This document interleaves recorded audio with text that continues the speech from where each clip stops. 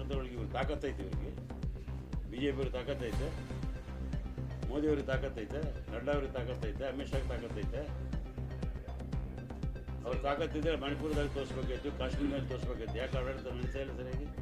ಏನು ಪರಿಸ್ಥಿತಿ ಇದೆ ಮಣಿಪುರದಲ್ಲಿ? ಅವ್ರು ಕರ್ನಾಟಕ ಬಗ್ಗೆ ಏನು ಮಾತಾಡ್ತಾರೆ? ಅವ್ರು 100% ಅಂತ ಹೇಳಿ ಅವ್ರು ತಗೊಳ್ತಾ ಇದ್ದಾರೆ. ಮೊನ್ನೆ ಎಷ್ಟು ಮಾಡಿದ್ರು ಅವ್ರ ಮಗನ ಎಲೆಕ್ಷನ್ನಲ್ಲಿ ಇಡೀ ದೇಶದಲ್ಲಿರ್ತಕ್ಕಂಥ ಇಂಡಸ್ಟ್ರೀಸ್ಗಳಂದ್ರೆ ಸಾವಿರಾರು ಕೋಟಿ ಮಾಡ್ಕೊಂಡು ಅಂತೇಳಿ ಎಲ್ಲರೂ ಹೇಳ್ಯಾರ. ಅದಕ್ಕೆ ರಿಪ್ಲೈ ಕೊಡಲಿ ಮೊದಲು. ಅವ್ರೇನು ಮಾಡ್ಯಾರ ಅಂತೇಳಿ ಕುಮಾರಸ್ವಾಮಿ ಅವ್ರು ಬೇರೆಯವ್ರ ಬಗ್ಗೆ ಏನು ಮಾತಾಡ್ತಾರೆ?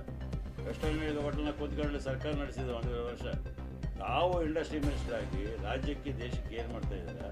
ರಾಜ್ಯದ ಪರಿಸ್ಥಿತಿಗೆ ಆರ್ಥಿಕ ಪರಿಸ್ಥಿತಿಗೆ ಸಪೋರ್ಟ್ ಏನು ಮಾಡ್ತಾ ಇದ್ದಾರೆ? ರಾಷ್ಟ್ರ ಮಟ್ಟದಿಂದ ಏನೇನು ಯೋಜನೆಗಳು ಬರಬೇಕು, ಏನೇನು ನೀರಾವರಿ ಯೋಜನೆಗಳಿಗೆ ಪರ್ಮಿಷನ್ ಕೊಡಿಸ್ಬೇಕು, ಆ ಮೇಕೆದಾಟಿಗಾಗಲಿ ಮತ್ತೊಂದು ಯಾವುದು ನಮ್ಮ ಹುಬ್ಬಳ್ಳಿ ಧಾರವಾಡದ್ದು ಅದ್ರ ಬಗ್ಗೆ ಆಗಲಿ ಏನಾದರೂ ಒಂದು ಮಾತಾಡ್ತಾರೆ. ಯಡಿಯೂರಪ್ಪನವರಾಗಲಿ ಕುಮಾರಸ್ವಾಮಿಯವರಾಗಲಿ ನಾಚಿಕೆ ಇರಬೇಕು ಅವ್ರಿಗೆ ಮಾತಾಡಲಿಕ್ಕೆ. ಯೋಜನೆಗಳ ಬಗ್ಗೆ ಮಾತಾಡ್ತಾ ಇಲ್ಲ.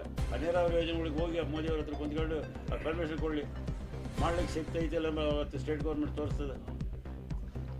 ಆ ಏಮ್ಸ್ ಹಾಸ್ಪಿಟಲ್ ಕೊಡಬೇಕಂತೇಳಿ ಎಷ್ಟೆಲ್ಲ ಪ್ರಯತ್ನ ಮಾಡ್ತಾಯಿದ್ದೀವಿ, ಕೊಡಬೇಕು ಅಂತೇಳಿ ಈಗ ಅಲ್ಲಿ ನಿರ್ಧಾರ ಆಗಿದೆ. ಇಲ್ಲಿ ಕರ್ನಾಟಕ ಕೊಡ್ತೀವಿ ಅಂತೇಳಿ 2 ವರ್ಷ ಹಿಂದೆ ಘೋಷಣೆ ಮಾಡಿದ್ರು. ಯಾಕೆ ಕೊಡ್ತಾ ಇಲ್ಲ?